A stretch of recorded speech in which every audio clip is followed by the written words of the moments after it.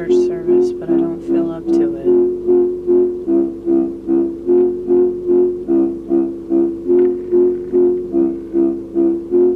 I'm not perfect. Not even close to it.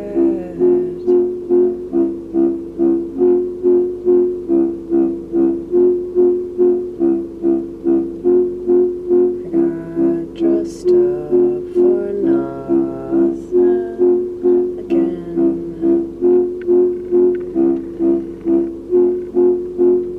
I just don't feel like doing anything.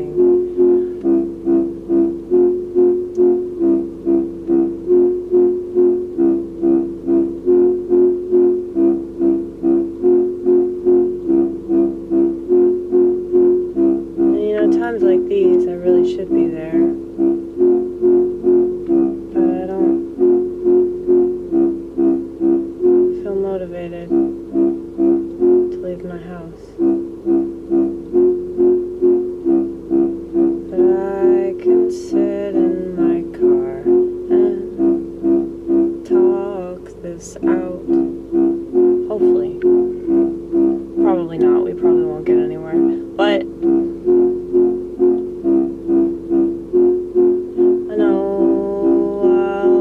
slightly better in the moment if I just sing something. Doesn't have to be good. I'm pretty sure that's well understood, especially if you're a fan of this. If you're not here anymore. For reasons I can't fault you for.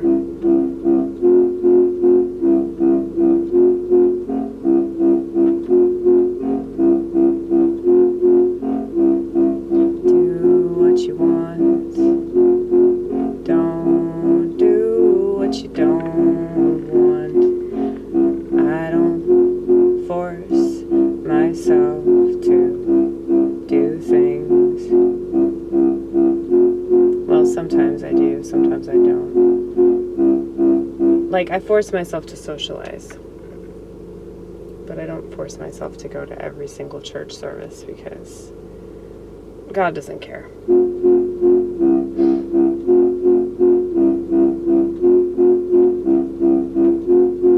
Luckily, I'm not telling myself that my ego is God. Luckily, that voice does not confuse me anymore. Yeah, take that, Satan.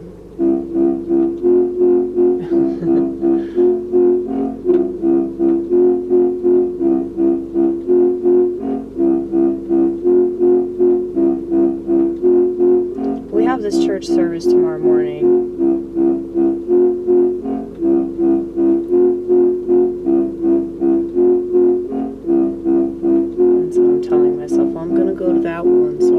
This one. And yeah, that's true. And technically, I don't have to do anything at all. I don't have to go to the one tomorrow either, if I don't wanna. But I get to sing. That's why I wanna go. And technically, I sing in every church service because it's a very participatory thing.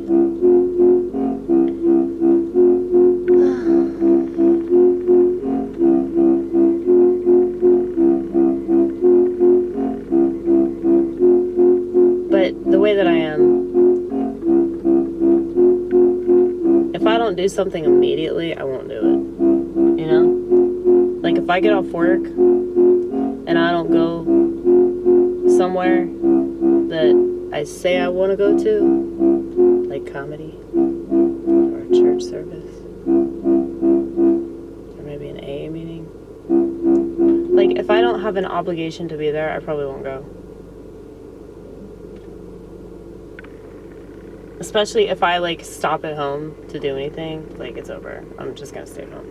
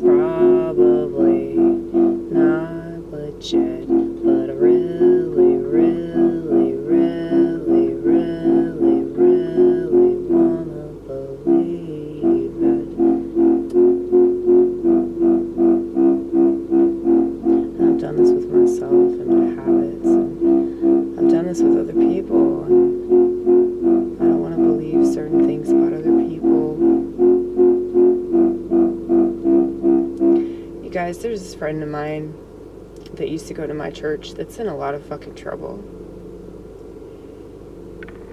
And I understand why he didn't tell me a bunch of things. Like, I understand now, I get his behavior and why it didn't make sense.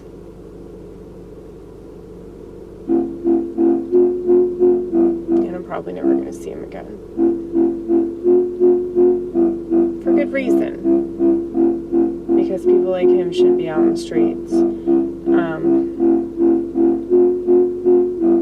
But at the same time, I just didn't want to believe that somebody that I'm friends with could be capable of doing such a thing, such a thing, such a thing.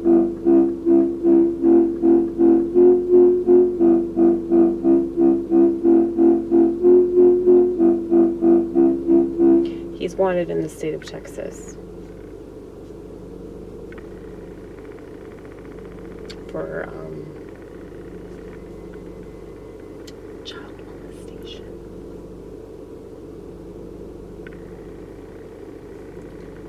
See, I don't even want to talk about it, but I feel like I have to talk about it because he's this friend of mine, you know, that, I mean, he definitely gave off this weird vibe. But I would have never suspected that he'd do something like that because he had 8 kids. But I don't know what the charges are, so it could have involved those kids. Because he said he went through a really nasty divorce and he didn't talk to his wife and he wasn't allowed to see his kids anymore. So, you know, it's a fucked up situation. And he's gotten kicked out of my church because of his behavior. I mean, he's had all kinds of boundary issues, so I guess it's really not surprising that he would touch somebody inappropriately that was considerably younger than him. But the thing is, though, I'm not trying to make excuses for that sort of thing, but I feel like there's like a difference between somebody that lusts after a group of people that it's clearly like fucked up and wrong versus somebody that's just like a fucking hornball. And like, I've told y'all about this guy before, that he would just say really inappropriate things to me and to other women in the church. And I mean, I know that he said something about my friend's 15-year-old daughter. So yeah, I think he's just a fucking dirtbag, you know? Makes me fucking sick to my stomach. But anyway,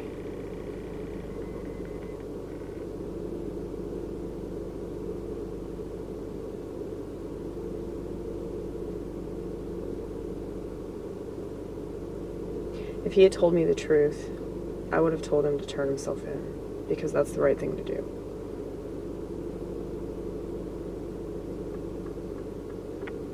Because all this bad shit kept happening to him. And I was thinking the whole time, I was like, dude, does he just have really terrible karma? But now I get it. Because he was obviously running away from something. And so, yeah.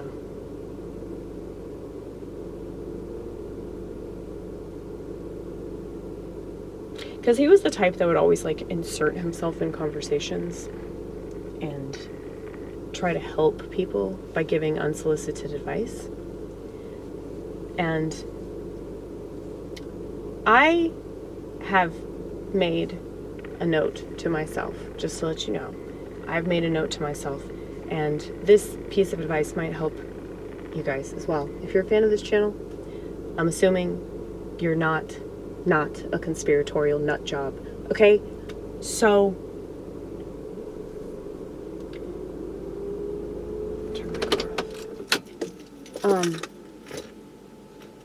we can listen to my car breathe.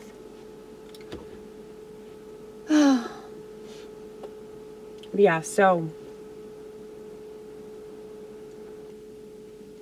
if you're a conspiratorial nut job,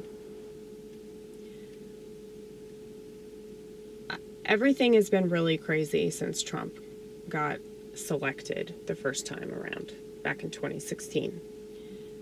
Everything's just been really upside down, right side up, and upside down again. Okay. Social media has proven that a lot of things are fake. I would say mostly all things, but in order for the gaslighting to work, some stuff has to be true. I just think that it's very minimal what's actually true. But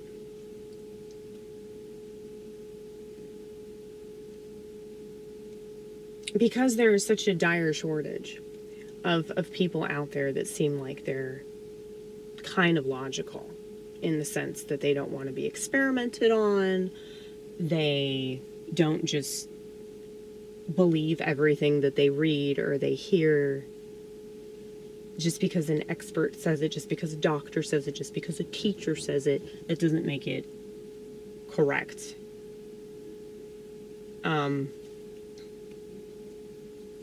But yeah, so this person that I'm talking about, he was very conspiratorial too. And he was one of the only people I could talk to about technology. Because it just seems like everybody else is like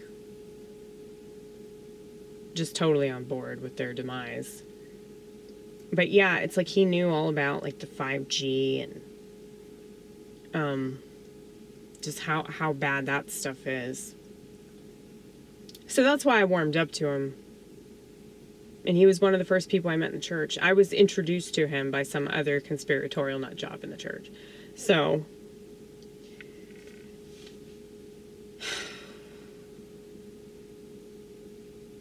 and I don't want to talk about it. I mean, there are a couple people in the church that know about it, but we're not talking about it because it's really fucked up.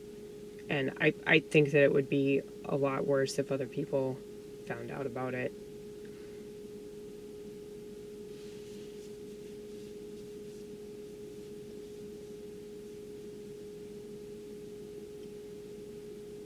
Really sick people tend to flock to me, though.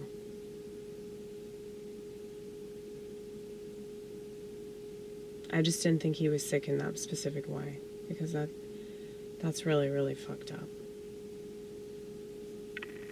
But, I mean,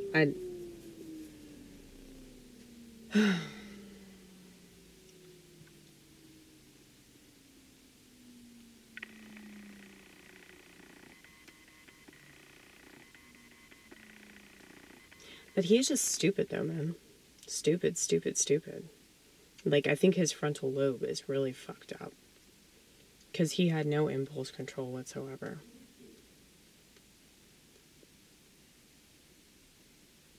That's why I'm saying I don't think that he's one of these people that just naturally wants to do something fucked up with a kid.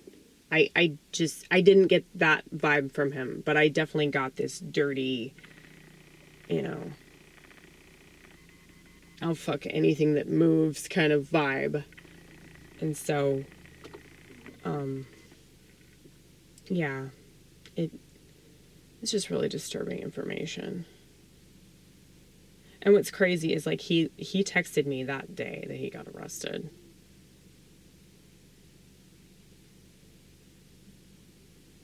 But he was living in his truck.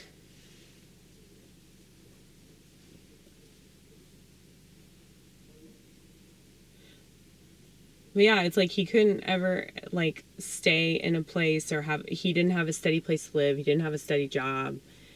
And I know, like, a lot of people are in that kind of situation, but his situation was pretty suspicious. He also wouldn't let anybody help him. A bunch of people at the church tried to help him, get him a hotel, but he was very against that, you know?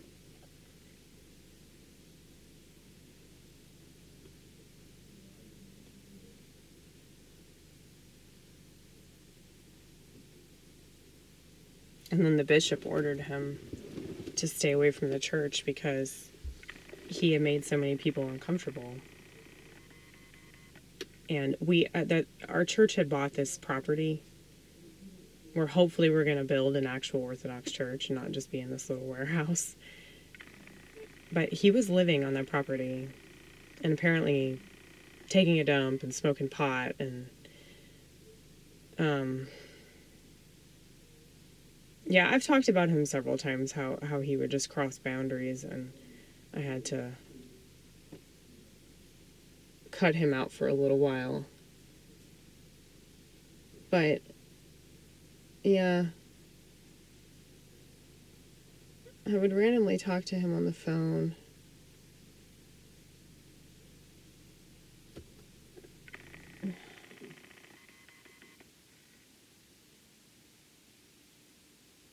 Yeah, I mean, I don't want to make this about me because it's like it's just he's a sick person and he got himself involved in something terrible. I don't know what it was.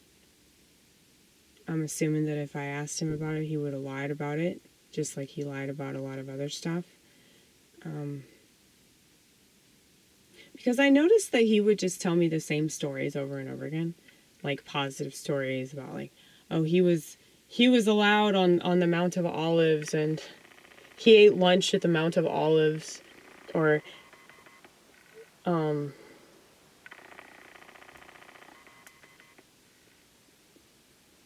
he got to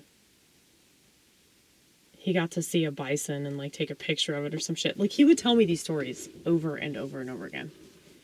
And it occurred to me that maybe he was doing that because he needed a story to believe about himself. And yeah.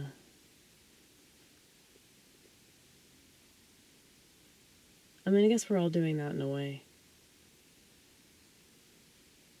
But I just hope the story that I'm telling myself isn't so that I don't have to be who I am. You know? I mean, I'm pretty sure that I'm bona fide at taking accountability, but, you know, that doesn't mean that I don't lie to myself sometimes. I'm not good at lying to other people because I'm not good at lying to myself. You know? Like, I'm sure if I was better at lying to myself, I'd be so much better at lying to other people. But it's like, if I don't believe it myself, how am I going to convince you? That's the way I look at it. But, like,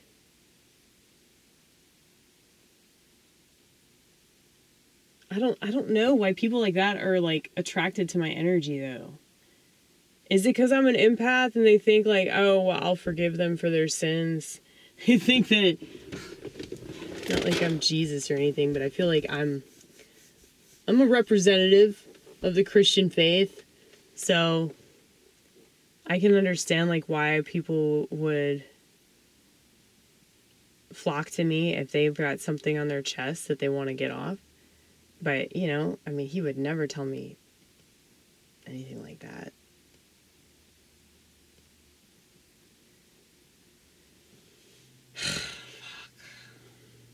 I looked him up online, too. You can't get, like, public records without paying a little fee, and I just won't do it.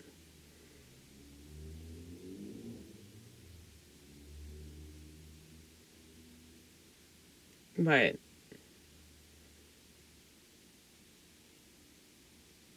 yeah, like my friend, this other guy that I met in church was in jail with him a couple of months ago, and he told me about it.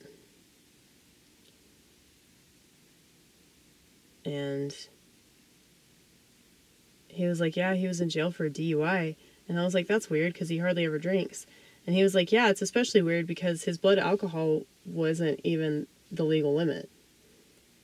And if he had just shown up to court, he would have gotten it expunged because there was no reason for him to have gotten a DUI. And so that's suspicious right there. So he spent 10 days in jail because he refused to show up in court. Because I guess it's like 10 days, automatic 10 days if you don't show up for your court date. And he was really puzzled about it. He was like, all you have to do is show up in court. And this would have gotten dropped because you weren't even drunk. So that's crazy that you got a DUI. But when I told him about this recent charge, he was like, oh, that's probably why he got a DUI, because if he was around a police officer, he probably got really fucking nervous.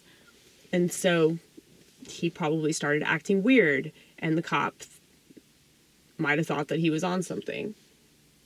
So, yeah, man, it's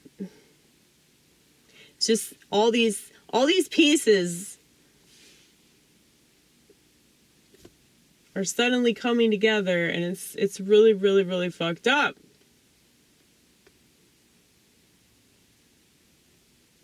Because I'm guessing that that's the whole reason why his ex-wife left him and he can't see his kids, you know? That probably is what the charge is. If it seems like I'm gossiping, this is a person that has come to my house several times, and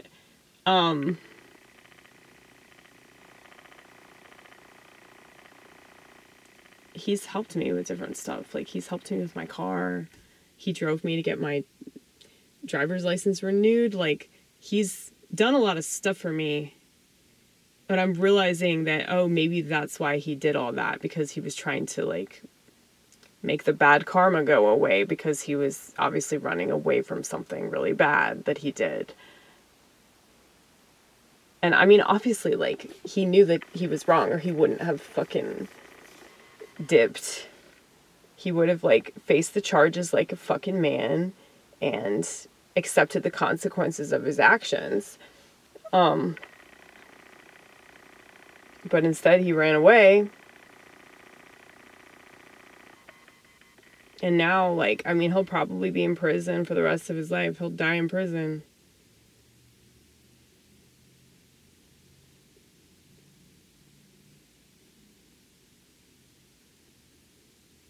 I don't think it's wrong to care for people that are fucked up like that. I mean, I know him on somewhat of a personal level, so it's really, really fucked up.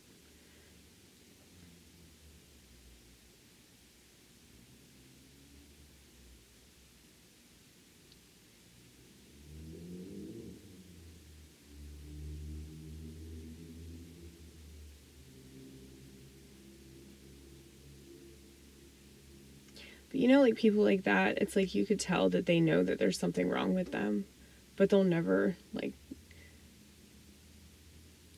get far enough to actually change. I mean, that's why I call it a frontal lobe situation. Because, yeah, you can't fix the frontal lobe. Can you? I should look that up. I mean, you can develop neuroplasticity in regards to your brain and adjust to any kind of disability. But that doesn't mean that you'll fix what's wrong. That just means you'll learn how to adapt to it. But I don't know how you can adapt to being stupid. I don't know how you can adapt to being emotionally unintelligent and constantly running away from your problems because you don't know how to handle the fact that you're not a very good person. I think that he was the type of person that really wanted to believe that he could be a good person, even though he did a lot of bad things. I'd like to believe that myself. I like to believe that about people, that they can improve and they can change, but, you know, maybe they can't. But I don't think I'd be a good Christian if I didn't believe in that ability to be transformed. But, you know, the sickest fucking people are in the church, dude. I'm not just talking about my church, but just church in general. The sickest people are in authority. My friend Judson, his dad worked in mental health. And he worked with a bunch of kids that were molested. And he's worked with child molesters. And he says there's no hope for him at all. Like, no hope for rehabilitation. I mean, yeah, it's like, I think that you're attracted to, like, what you're attracted to. And you're not gonna, like, get over that. I mean, why do you think there are people that like hump pieces of furniture? Like, that's just like stuff, that's just what they're into there. It's like, that's called a paraphilia. So it's like, if you're into something that's fucked up, it's like, that doesn't go away. I mean, I think that therapy can be a positive thing that can work, but I also think it's bullshit. I think that there's only so much you can do for certain types of people. Like, I would say that of all the people that have ever lived on planet Earth, maybe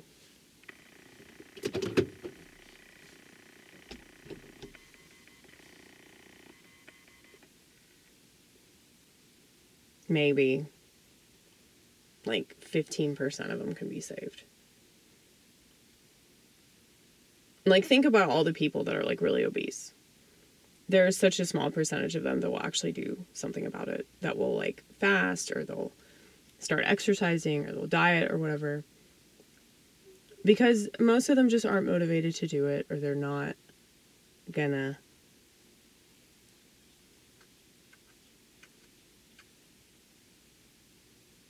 discipline themselves. I mean, here I am bitching about that, but it's like I'm sitting in my car. I don't want to go to church tonight. I just don't feel like it. You know, I'm going to church tomorrow.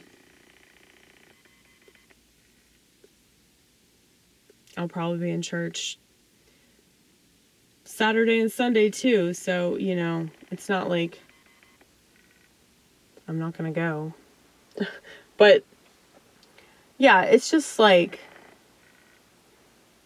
when it comes to making necessary changes to recover and improve, or, you know, for your health, just for your health, whether it's physical health, mental health, emotional health, whatever you want to call it, most people aren't going to do that work.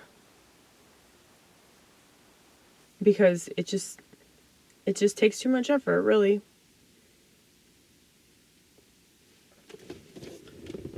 But, you know, I guess I could just be like sulking and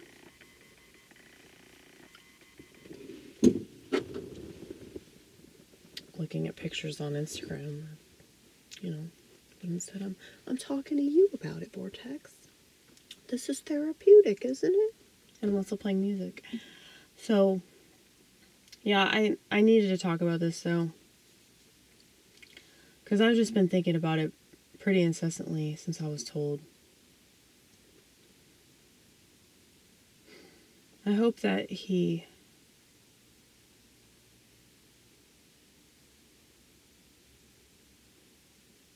does something positive. I feel like that's the most I can hope for, is that he just stays close to God and works on himself and begs for forgiveness, you know? That's the only thing somebody like that there's not anything else they can do, really. So